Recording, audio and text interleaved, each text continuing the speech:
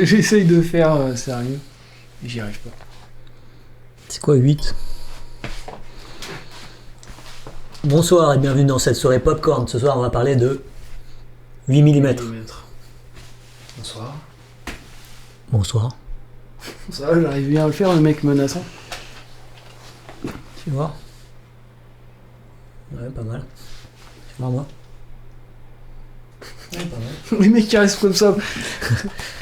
C'est un concept de critique où tu restes comme ça pendant 8 minutes et tu dis rien. 8 mm. Hop. Et tu fais la même tête que Nicolas Cage derrière là. Vas-y, si tu peux retourner le DVD. Tu sais, le flip. Le flip. Ouais, comme Là. ça. Vas-y, fais voir la tête qu'il a. à l'écran, parce qu'on voit pas en fait. Ok, donc je sais pas si je l'ai vu ce film en fait. Ah ouais. Mais je crois Alors, que le je film l'ai est vu, sorti mais. en quelle année? C'est marqué 98-99. Alors je me rappelle, j'étais à la fac à l'époque. Et du coup, ouais, toi, tu sais pas si tu l'as vu alors du coup. Je me rappelle plus. Et c'est pas un truc avec sa fille qui est trop forte. Une fille qui est trop forte qui fait. C'est comme un ninja quoi. Non. Déjà, ça on peut éliminer. Je vais te. Alors le réalisateur, il a fait plein de films. Il a fait Il s'appelle comment? Joel Schumacher. Ok. Il a fait Phone Game, Phone Booth, tu le connais? Tu sais, le mec qui est Colin Farrell, qui est dans une cabine téléphonique, il y a un mec qui vise avec un flingue, avec un fusil, et il est dans une cabine téléphonique pendant tout le film. Tu te rappelles pas, tu vois? Non. Il a fait Batman Forever et Batman et Robin. Bah voilà. Il a fait Chute libre, l'histoire d'un mec qui est dans sa bagnole en embouteillage et qui pète un plomb et qui après quoi, tout un périple. Genre il part de mec bien sapé dans sa voiture et après il traverse tout un tas d'épisodes. C'est avec qui ça? C'est avec Michael Douglas. Ah, je crois que j'ai dû le voir celui-là. Il a fait des films adaptés de bouquins de John Grisham, genre Le droit de tuer, Le client, tu sais, où c'est un petit gamin qui a été témoin d'un meurtre et il fait appel à une avocate et tout ça. Enfin, il a fait plein de films comme ça différents. Ah, je l'ai Il a fait une adaptation du Fantôme de l'Opéra avec Gérard Butler et ouais, des acteurs assez sympathiques. J'avais bien aimé d'ailleurs. Et donc il a fait 8 mm avec Nicolas Cage, que j'avais vraiment adoré au cinéma et que j'ai revu plein de fois entre temps. Donc, pour résumer le film, Ouais. c'est l'histoire d'un enquêteur, détective un peu privé, qui est employé par des gens importants, sénatrices, enfin tu sais, dans un mec qui est réputé pour son sérieux et pour sa discrétion.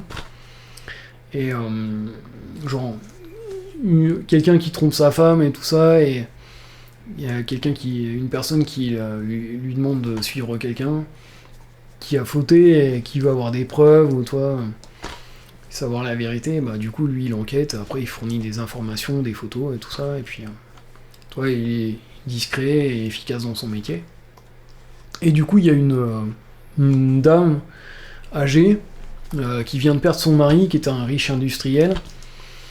Ils ont ouvert le coffre avec l'avocat de la famille, enfin l'homme de confiance, et ils ont trouvé des papiers, des bons, des trucs d'argent, et un boîtier avec une bobine de film en 8 mm D'où le titre. qui montre soit apparemment une jeune fille qui se fait violenter et on a l'impression qu'elle est tuée sur film quoi. Donc c'est un snuff movie. Snuff movie, ça veut dire film avec crime. Ok. Alors sachant que normalement c'est une légende urbaine, ça n'existe pas, mais ça paraît vraiment très crédible, enfin très réaliste. Et du coup la dame lui dit j'ai besoin de savoir est-ce que cette jeune fille a été tuée, et j'ai besoin de savoir la vérité, donc il est recruté pour ça. Et il va mener une enquête dans le milieu un peu de la pornographie et des trucs un peu cradingues. Le pire côté de, je sais plus si c'est à LA ou Hollywood, mais c'est vraiment les trucs un peu de pervers et tout ça. Donc c'est un c'est un film un peu glauque, hein, sincèrement. C'est un polar et qui va, au début c'est un mec, en plus on le voit avec sa femme et il vient d'avoir une petite fille et tout ça, donc il essaye de les préserver de ça, mais plus il avance dans son enquête, et plus on sent ça le perturbe, mais ouais, il part vraiment dans le côté sombre de l'espèce humaine, quoi. Est-ce qu'il y a un méchant? Ouais, bah c'est méchant, c'est ceux qui ont fait le film, et enfin, il essaye de creuser, trouver des indices. Moi j'aime bien tout le côté enquête aussi. Il a juste un film, aucune information, et il analyse les images, il se projette le truc, il fait des arrêts sur image. Ah, le type de modèle de film c'était ça, ils ont arrêté la fabrication en telle année. Il va dans un commissariat en faisant... On peut essayer de rechercher sans attirer l'attention, en faisant comme si c'était une personne disparue. Et il consulte des fichiers sur ordinateur, des fiches avec des photos. Il réussit à retrouver petit à petit quelle était cette jeune fille, et il va à la rencontre de sa mère et tout ça. Donc il y a tout un côté enquête qui est vraiment sympathique, enfin qui est prenant, quoi. Après c'est super bien filmé. La directrice de casting, elle a souvent bossé, je pense qu'avec... elle s'appelait Malifine, enfin je sais pas, elle est peut-être toujours en vie, hein, je ne sais pas. Elle était hyper réputée dans le métier, elle a travaillé pas mal avec Cameron aussi, c'est elle qui a fait les castings de Terminator 2, tout ça, enfin... Donc elle était hyper cotée dans les années 90, sur des gros films comme ça, souvent c'est des films avec des gros castings, des acteurs hyper réputés. Et là, pareil, on retrouve... il y a Nicolas Cage, mais... Il y a Catherine Keener qui est une super actrice aussi, il y a James Gandolfini qui a été connu pas mal pour Les Sopranos, c'était le rôle type de la série Les Sopranos qui était hyper connu. Peter Stormare qui est un acteur qu'on a vu dans plein de films, qui a une gueule marquante aussi, il a joué dans Prison Break, il a joué dans des films avec de Spielberg avec Tom Cruise et tout ça, des trucs comme ça. C'est vraiment pas forcément des acteurs de premier plan, mais des acteurs avec des gueules, quoi, enfin... qui font bien les mafieux ou les mecs un peu chelous, quoi. Ouais. Et c'est drôle quand t'as une gueule comme ça, on te recrute. Ah, vous êtes pris. Ils jouent les méchants. Après, ils sont doués. En plus. Ouais. Et non, vraiment, c'est bien filmé, bien rythmé.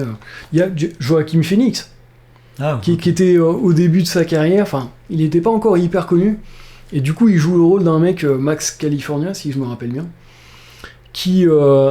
C'est un mec qui bosse dans une boutique porno, mais on sent que c'est pas juste un pauvre type, c'est un mec qui a un peu raté sa vie dont il voulait devenir musicien, et il est intelligent, mais il végète un peu dans cette boutique un peu, mais il va servir un peu de guide, justement dans les milieux un peu interdits, des trucs de trafic de cassettes, de vidéos interdites, enfin des trucs un peu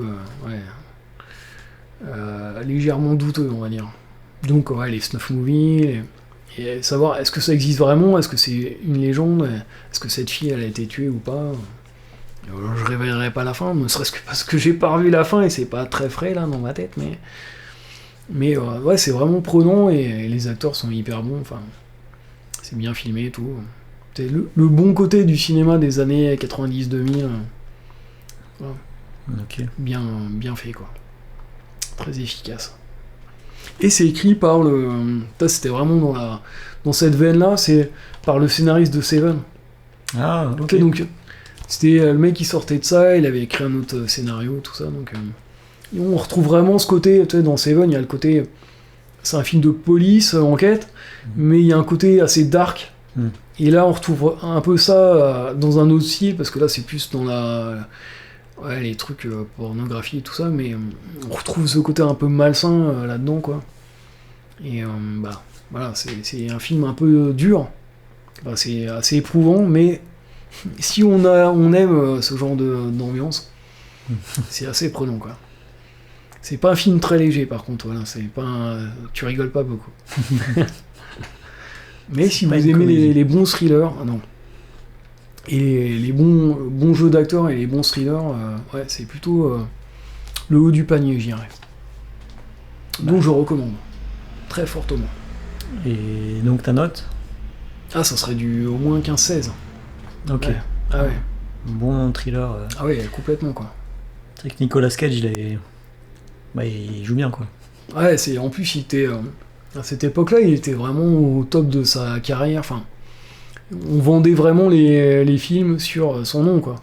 Il avait fait The Rock, tu sais, avec Sean Connery. Ah oui, oui. Il avait fait Alcatraz. Les ailes de l'enfer, qu'est-ce qu'il avait fait Con Air, je sais pas si tu connais. Tu sais, où un mec est dans un avion, il y a un convoi de prisonniers, tout ça, tu l'as pas vu celui-là? Film d'action. Il avait fait il y avait Volte-Face avec John Travolta, où tu sais, les deux mecs échangent leur visage. Enfin, y a toute cette veine de film et tout ça, enfin.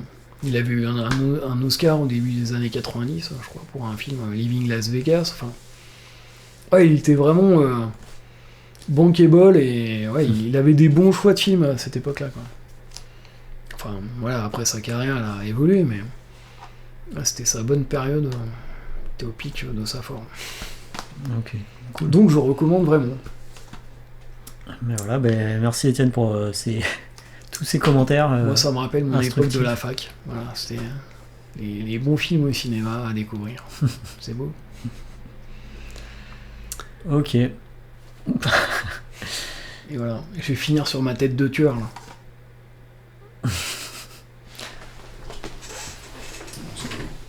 Ça va.